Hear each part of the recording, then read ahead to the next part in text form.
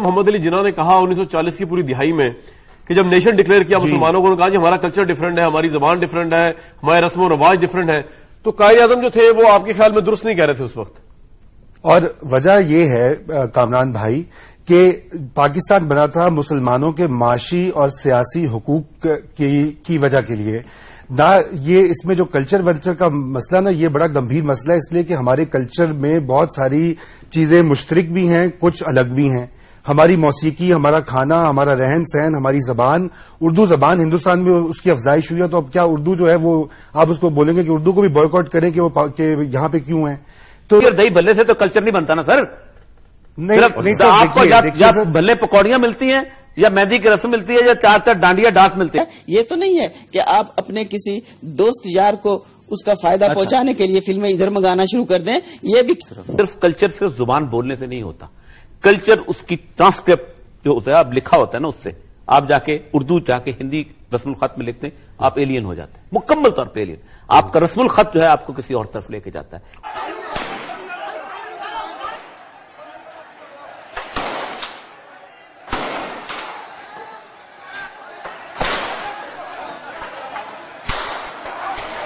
تو یہ مسئلہ میرے خیال سے نظریاتی جنگ کا نہیں ہے، مسئلہ یہ ہے کہ ہماری ریاست نے ایسی نظریہ سازی کی ہے کہ انہوں نے یہ اس چیز کو اتنا زیادہ ایک تاثر کو عام کر دیا کہ ہندوستان ہمارا نظریاتی دشمن ہے، ہم پہ غلبہ رضا اس کا مطلب انتہا پسند ہندوؤں کا بھیانک چہرہ عوام کے سامنے بے نقاب کرنے کا سارا کریڈٹ مہاراشٹر کے انسداد دہشت گردی کے سربراہ ہیمنت کرکرے کے سر ہے۔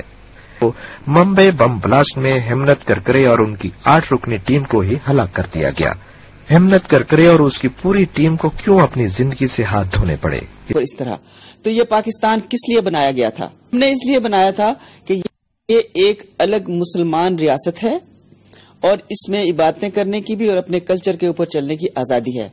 ہم 2 قومی نظریے کے حامی ہیں، ہم نظریہ پاکستان کے حامی ہیں۔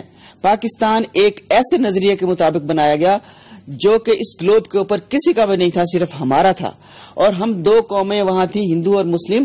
ہم ان کے غلام بن کے نہیں رہنا چاہتے تھے، ہم ان کا کلچر نہیں اپنانا چاہتے تھے، ہم ان کے نوکر بن کے نہیں رہنا چاہتے تھے۔ اور ہم جب بات کرتے ہیں انڈیا کے حوالے سے، ہم جب بات کرتے ہیں کہ انڈیا کے کلچر کو یہاں نہیں آنا چاہیے یا آنا چاہیے، تو ہم کتنے بیکورڈ ہیں۔ 1990 سے لے کر آج تک سے کیا تعلق ہے؟ اس سے تعلق یہ ہے کہ this is a state of war. No, this is not a state of war. بھی حال میں اس کا بچنا اسمبھو ہے۔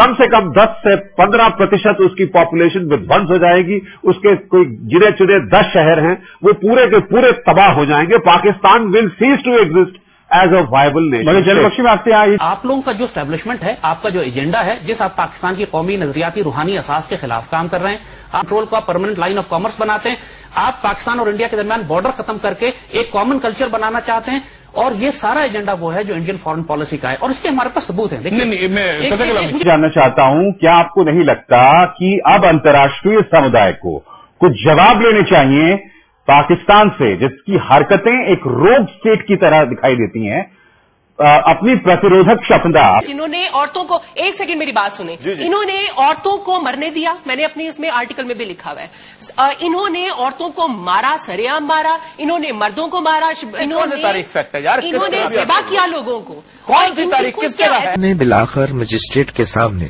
سمجھوتا ایکسپریس میں ہونے والے بم دھماکوں کی ذمہ داری قبول کر لی۔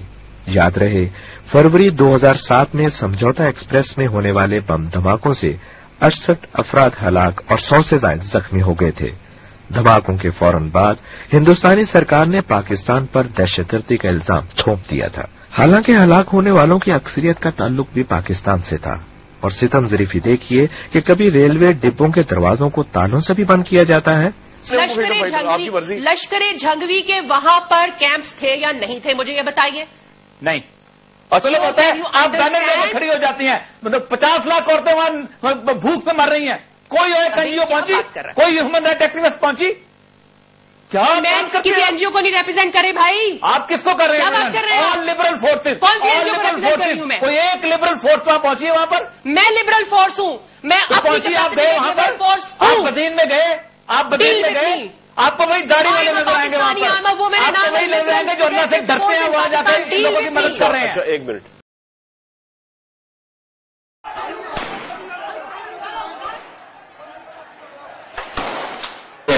अवे, आपने फास्ट फूड, आपने वो चीज ली है, खाई है, आपने वो फेंक दिया है, ये मजाक नहीं है। घोड़सवार का कल्चर और है, गाड़ी चलाने वाले का कल्चर और है। बत्ती आई है, कल्चर लेके आई है। एक रजा रोमी साहब जरा सा तारीख को ठीक कर लें। अच्छा, ये बरसगीर पाको हिंद जिसे हिंदुस्तान का नाम दिया जाता है, इसके अंदर ये सारी मौसीकी मुसलमान लेके आए थे। पहली बात तो ये है कि हमारी सारे का सारा टेस्ट आप उठा लीजिए। और चीज, ये जो खित्ता है, जो पाकिस्तान का खित्ता है जिसमें हम आज रहते हैं, ये कभी एक यूनिफाइड इंडिया का हिस्सा नहीं रहा, सिवाय उस जमाने में रहा है जब मुसलमान इसमें हुक्मरान हुए। अगर वहां पर चंद्रगुप्त मौर्य था तो यहां पर सलूकस आके बैठा हुआ था, वहां कोई और था तो यहां पर खत्म हो जाती है। एक तकोना मंदिर और उसके बाद एक बार it was a rudimentary civilisation available over here. आपको पता है क्या जनता और अलोरा की गारों की हैं, वो भी बुद्धों की हैं, जिनके अंदर आपका कल्चर, ये कंप्यूटर, ये नेट, आपका क्या क्या हो रहा है? मैं तो समझता हूं it is another religion. TV आया तो टीवी नाउ जो है उसके पीछे एक खास कल्चर आया। यह था कि ऑक्यूपेशन फोर्सेस के खिलाफ लड़ रहे हैं इसलिए फ्रीडम फाइट, इससे ज्यादा बड़ी बेहुदा बात हो ही नहीं सकती। Gujarat killings of 2002, the ghost of Godhra still haunts you. You are allowing an image that is contrary to the interest of Gujarat to continue. It's in your hands to change it. I'll have to rest. की सरपरस्ती करता है और उसी ने ही फौज के असला खाना से गोला बारूद लेकर दिया था, जिन्होंने ये गोला बारूद समझौता एक्सप्रेस और भारत में मुसलमानों के मुकद्दस मकामात को उड़ाने के लिए इस्तेमाल किया।